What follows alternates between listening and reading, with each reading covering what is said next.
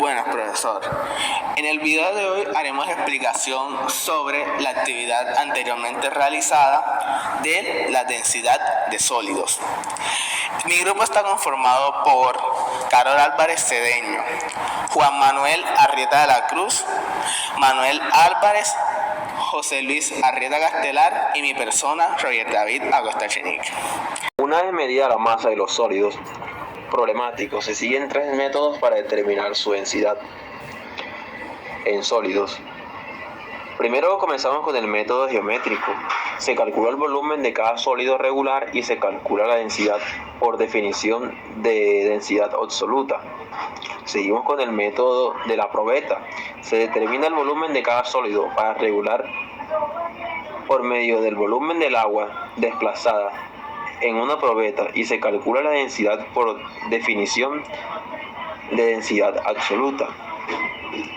Seguimos con el tercer método, que es el método del principio de Arquímedes. Se determina el empuje de cada sólido regular en un líquido de densidad conocida, agua. La densidad del sólido se determina aplicando el principio de Arquímedes. Esto cuando estamos hablando de sólidos, y después pasamos a los líquidos, que utilizamos el método del principio de Arquímedes también.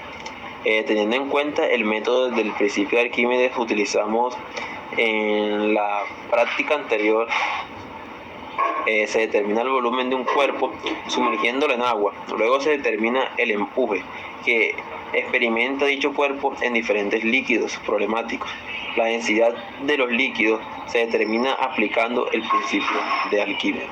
Con ayuda del calibre o pie de rey, determinamos la longitud de los objetos irregulares, como pueden ser en este caso el cubo, con el que determinamos la longitud para posteriormente sacar el volumen que sabemos que es lado al cubo. Este mismo procedimiento realizado con el calibrador fue usado para hallar la longitud tanto de la moneda como de la esfera, que en este caso serían sus diámetros, para luego hacer el cálculo de su radio. Pues como bien se sabe, el radio es la mitad del diámetro. Y estos objetos, después de calcular su longitud, fueron enviados a la balanza analítica para calcular sus masas. ¿Esto con qué propósito?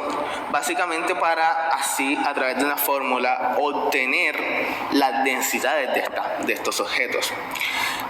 Porque estos objetos, las densidades obtenidas de estos objetos van a ser puestas en comparación con otros métodos de obtención de densidades. Posteriormente, con ayuda del principio de Arquímedes, comenzamos a determinar cada una de los volúmenes de los objetos, tanto regulares como irregulares.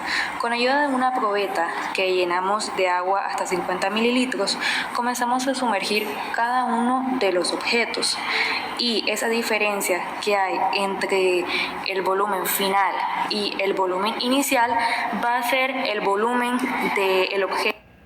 Uno de los métodos que se utilizaron para determinar la densidad de estos sólidos, ya sea las figuras regulares o irregulares, están primeramente el método por medio de la fórmula, que fue cuando inicialmente determinamos la masa con ayuda de la balanza analítica y determinamos las longitudes con ayuda del pie de rey o calibre. Tenemos el principio de Arquímedes, que fue el que utilizamos con ayuda de la probeta, donde el volumen resultaba de la diferencia entre el volumen final con el objeto y el volumen inicial únicamente con el líquido que utilizamos para el experimento. Y tenemos el método por medio de GeoGebra, donde pues previamente ya habíamos determinado las longitudes con ayuda del pie de rey y pues simplemente se digitaban los datos por medio de esta página web. Claro que primeramente determinamos el volumen para así, por medio de la fórmula que ya conocemos de masa sobre volumen, determinar las densidades de estos sólidos y hacer la posterior comparación. En este experimento se busca determinar la densidad de sólidos y líquidos utilizando diferentes métodos. Para los sólidos se emplean los métodos geométricos de probeta y el principio de Arquímedes, mientras que para los líquidos se utiliza únicamente el principio de Arquímedes.